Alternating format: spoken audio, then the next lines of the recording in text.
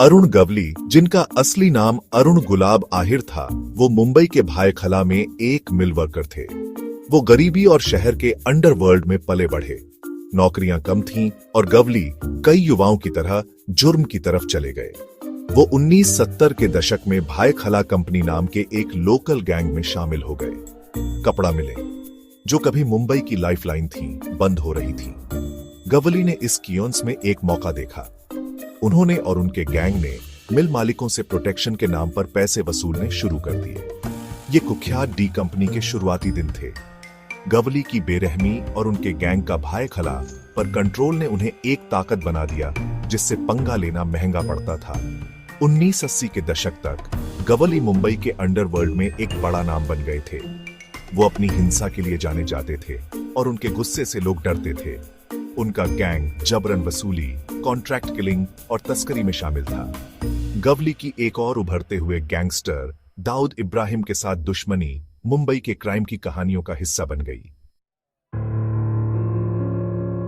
गवली और दाऊद के बीच दुश्मनी पूरे 80 के दशक में बढ़ती रही। दोनों मुंबई के अंडरवर्ल्ड पर कंट्रोल के लिए लड़ते रहे, जिससे खूनी गैंगवार हुए। गवली का गढ़ मध्य मुंबई में रहा, खासकर भायखला और दगड़ी चाल में।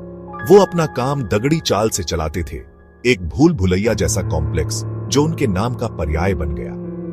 गवली का प्रभाव अंडरवर्ल्ड से बाहर भी था।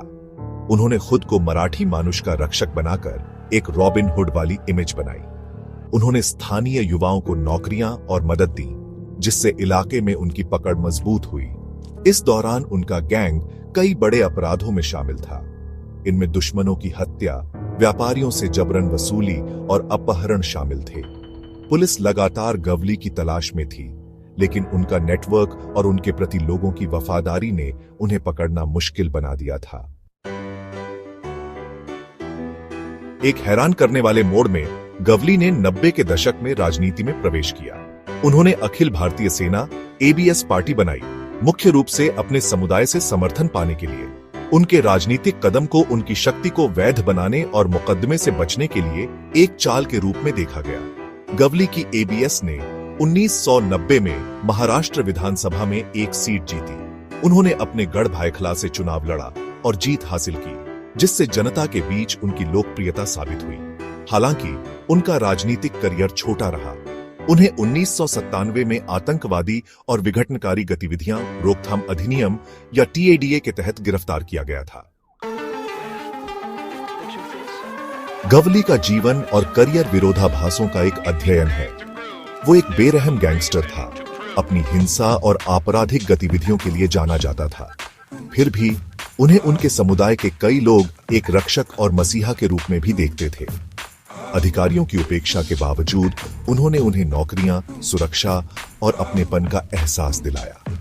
सालों की कानूनी लड़ाई के बाद गवली को 2012 में एक शिवसेना नेता की हत्या के लिए दोषी ठहराया गया था। उन्हें आजीवन कारावास की सजा सुनाई गई थी और वो वर्तमान में जेल में है। अपनी सजा के बावजूद गवली का एक अलग ही आकर्षण बना हुआ है। उनकी जीवन कहानी, अपराध, राजनीति और सामाजिक प्रभाव का मिश्रण मुंबई में आज भी चर्चा और बहस का विषय है।